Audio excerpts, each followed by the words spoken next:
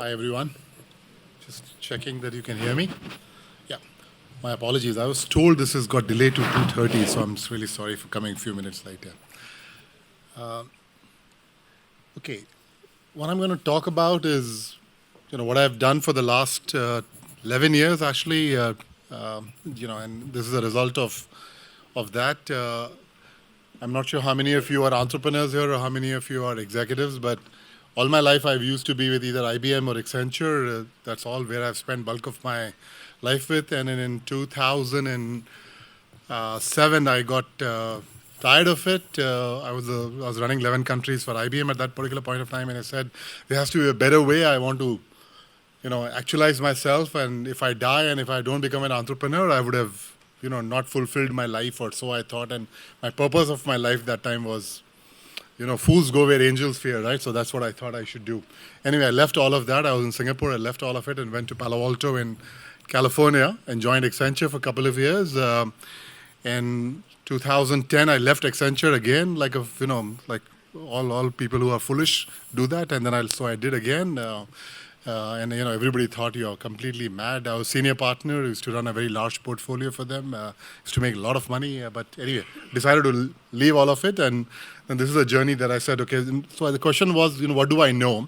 If you're in Silicon Valley, which I was, usually most people do a product startup, right? You go and build a Google, or you go and build a PayPal or Facebook or things like that. I said my core competency is services, so I will do services. So that's what I did. And if I just go to the first slide here, it'll tell you, how foolish that is to go into services business. Am I moving it, or it moves on its own? Am I moving the slides? Oh, I'm moving here by the red one, the green one. Okay, fair enough. Okay, like I said, fools go where angels fear. And I dove into the challenge. So what is the challenge in the services business? Since I'm the first one, maybe I'll take just a minute and tell you a little bit about the industry structure. As you can see here, it is anybody and everybody can walk into these industries. There are no entry barriers. Like you're one man, tomorrow you can start a services company. You're 10 people, you can start a services company, right? You're 5, no problems, right? You are at the high end of it, you can start it. You just want to be a body shopping, you can start the thing. So anybody can enter, right? It's sabke liye hai. Kabhi bhi aa jao, kabhi bhi chale jao, right? So it is from that perspective. Is that true, right? It's like so absolutely no entry barrier. No one player has more than 1% share in the market. Accenture, TCS, which are probably the biggest in our industry, right? Even IBM, right? None of us have more than 1% share in the market. The market is that big. And here you have TCS, which is some 700,000 people or something like that. Accenture is something similar size. IBM used to be much bigger when I was there. After I left, they've broken down actually, probably because I left, but it's just a joke. but the point is that nobody is a dominant player in this particular industry, right? Then the question is, how do you go and make money in this industry? So then what I did was, I used to be with Accenture, I used to be with strategy, and I said, thoda dimag lagana padega yaar. So then the dimag was this thing.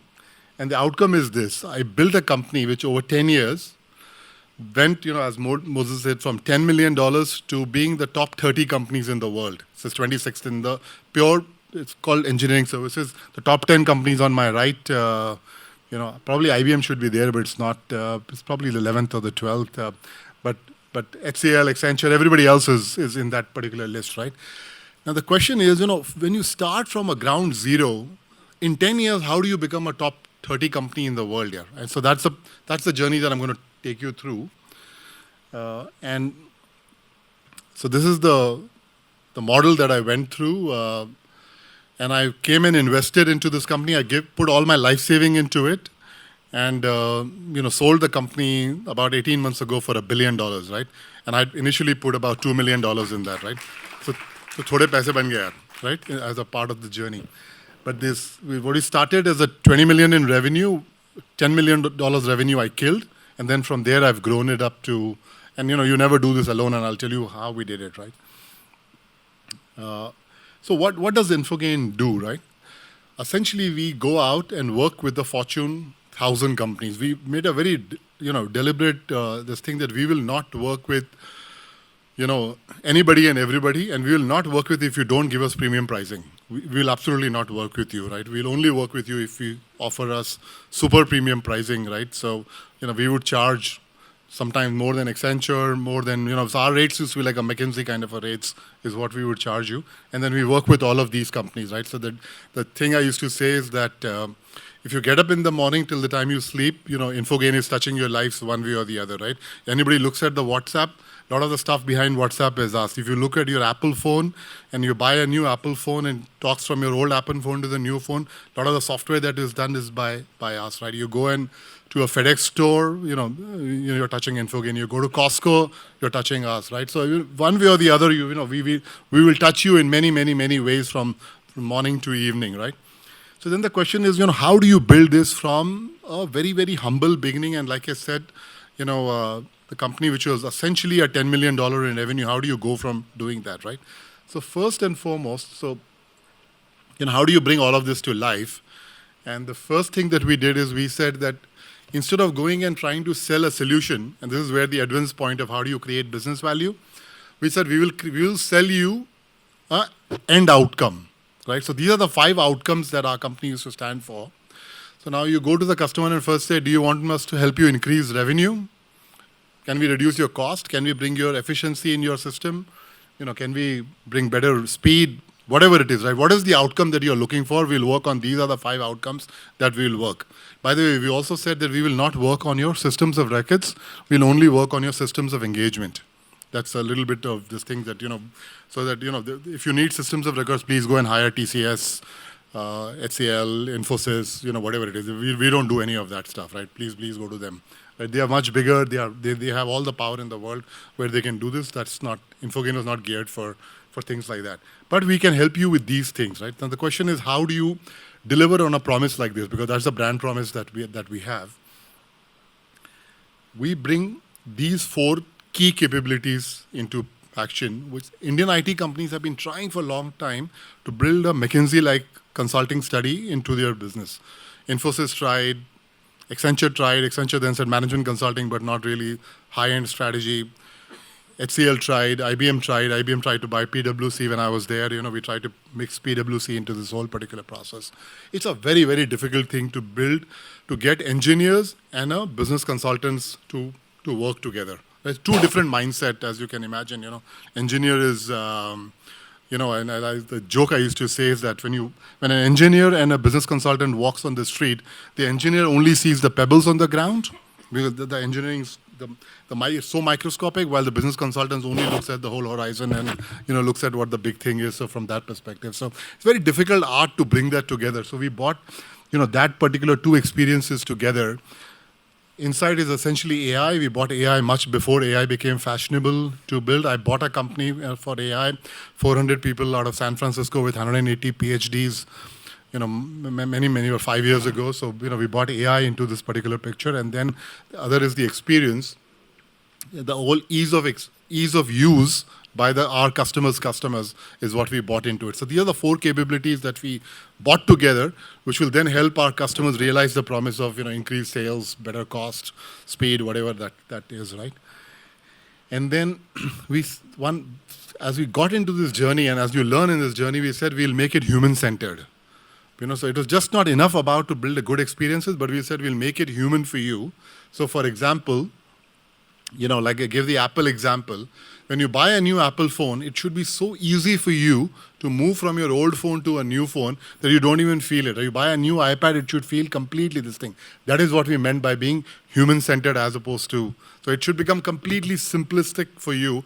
All our solutions have to be geared towards that simplicity of use. So that is what we did. And that's why we will charge them super premium for anything that we do, right? And this is my last slide. So, I keep saying I, but it's never me alone who makes a difference, right? So what are the ingredients which go with this whole thing? We had a world-class team.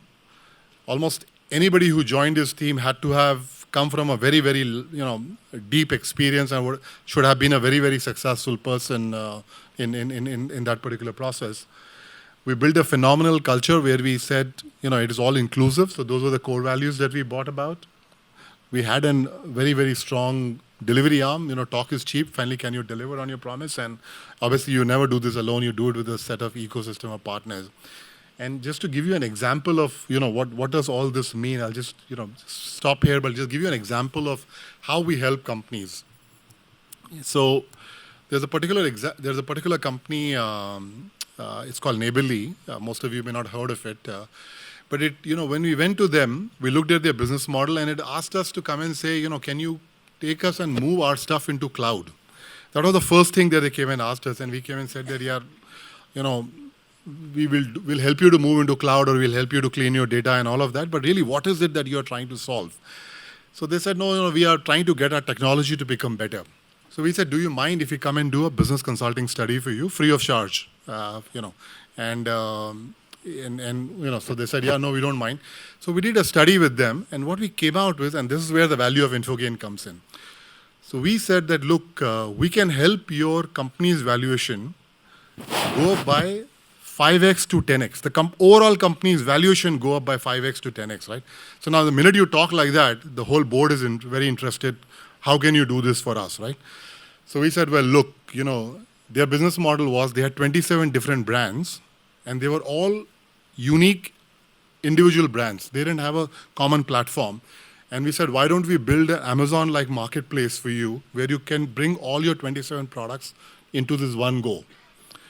And they said, can you do this? We said, yeah, we can do it. So we did it for them. It went out very well. That company got sold to another private equity for a huge valuation. We, of course, made a lot of money of it, because we had bought, the company valuation was some crazy 50 billion or something like that. They finally sold it for. So they were very happy to give a few $1 million to us. I think we probably billed them some $30, $40 million or something like this is what we probably billed them. But that's how we build it. So my point of this story is that you go out, you never go and sell an individual solution. You finally go in, because people only buy something which is helping them. So the way to do this in the industry is that, and that is essentially what has helped us to build a company which is, was worth $1 billion 18 months ago. Probably today is worth maybe 2 or 3, and hopefully it'll go more. I'm still a second largest shareholder of the company, so please pray that it becomes a $10 billion company for me. Thank you, Sunil.